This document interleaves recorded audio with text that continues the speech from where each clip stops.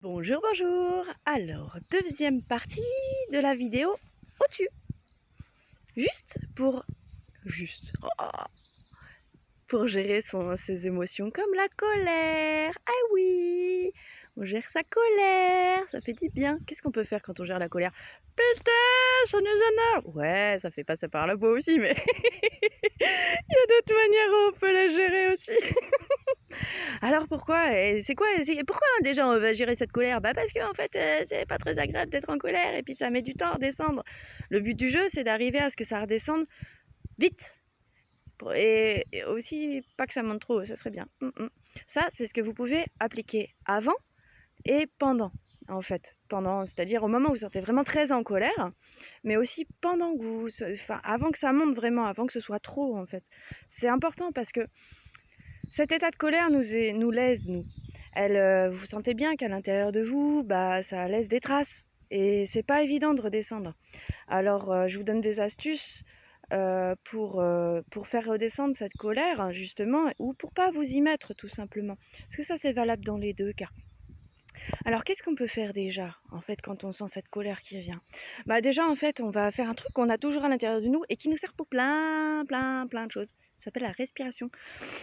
Vous savez, déjà, rien de faire ça. Déjà, ça fait du bien, en fait.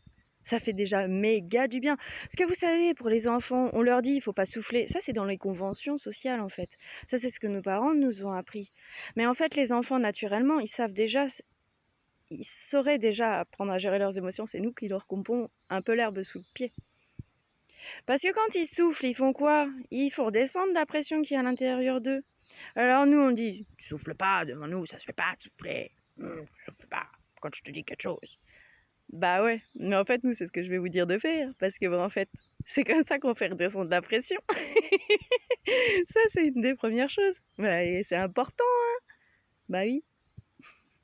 Et puis en plus, nous, en tant qu'adultes, il y a d'autres choses qu'on peut mettre en place. Les enfants aussi. Tout ce que je vous dis là, c'est des choses que l'on peut mettre en place aussi au niveau enfant. Alors bon, il y a des choses qui sont aménagées, bien sûr, quand on le dit aux enfants, mais là, je parle aux adultes. Alors, quand on est en colère, déjà, le but est de faire redescendre cette pression. Donc, vous avez votre respiration qui va vous faire souffler. Alors, vous n'êtes pas obligé de faire un gros... parce qu'en fait, des fois, c'est pas très, très propice quand même. Par contre, ce qui est vachement propice, donc c'est déjà, vous pouvez... déjà souffler, donc 1, 2... Ce qui est cool, c'est 3 fois, en fait, ça redescend bien. Vous allez voir, déjà, ça relâche la pression. Et puis, quand on est dans une situation où on a la colère qui monte, pour telle ou telle raison, eh bien, on coupe la communication. Et oui, parce que quand on est en train de se prendre la tête, par exemple, je prends avec le conjoint, par exemple, quand on est en train de se mettre en colère avec notre conjoint, qu'est-ce que ça va faire? Qu'est-ce que ça va engendrer? Juste une escalade. Et en fait, cette escalade va faire qu'au bout du jeu, au bout du compte, en fait, on va finir par pouvoir dire des choses qu'on ne veut pas, qu'on regrette, ou ça va faire juste empirer les choses. D'où l'intérêt de savoir gérer cette colère. Donc du coup, qu'est-ce qu'on va faire? En dehors de souffler, on va aussi pouvoir couper la communication. C'est-à-dire, allez là, je souffle. Donc je me mets dans ma bulle, quand je suis à un endroit où je peux pas bouger, je coupe. J'arrête de vouloir répondre, de parler, d'écouter l'autre pour répondre, parce que bon, ça peut faire le sujet d'une autre vidéo. Qu'est-ce que c'est l'écoute? Et puis je me mets dans ma bulle, en fait, je coupe. Je coupe cette communication. Qu'est-ce que je peux faire physiquement? Je peux m'en aller, tout simplement. Ah, encore une fois, c'est quelque chose qu'on dit de pas faire aux enfants. Étonnant, hein? Parce qu'on le prend comme un manque de respect. Bah oui, pourquoi? Parce qu'en fait, il coupe la communication, justement, en faisant ça. Puis l'adulte, il n'a pas forcément envie, parce que c'est, selon les croyances qu'il a, c'est l'adulte.